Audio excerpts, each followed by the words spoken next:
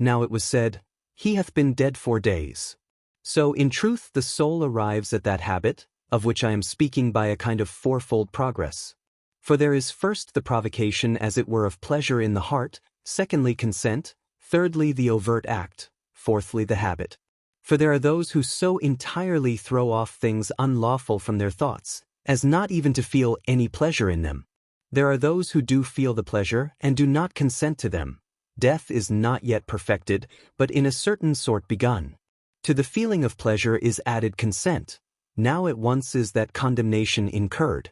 After the consent, progress is made unto the open act. The act changes into a habit, and a sort of desperate condition is produced, so as that it may be said, He hath been dead 4 days, by this time he stinketh.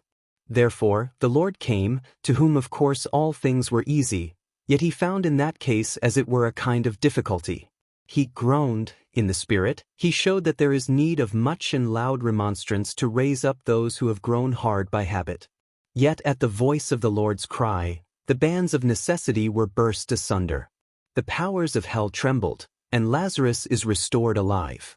For the Lord delivers even from evil habits those who have been dead 4 days. For this man in the gospel, who had been dead 4 days, was asleep only in respect of Christ, whose will it was to raise him again.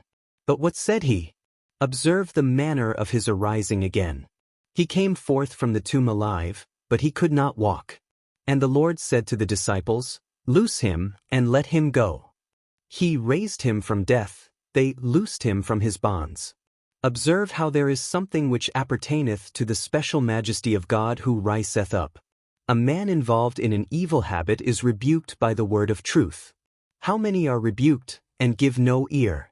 Who is it then who deals within with him who does give ear? Who breathes life into him within? Who is it who drives away the unseen death, gives the life unseen? After rebukes, after remonstrances, are not men left alone to their own thoughts? Do they not begin to turn over in their minds how evil a life they are living, with how very bad a habit they are weighed down? Then displeased with themselves, they determine to change their life. Such have risen again. They to whom what they have been is displeasing have revived, but though reviving, they are not able to walk. These are the bands of their guilt. Need then there is, that whoso has returned to life should be loosed and let go.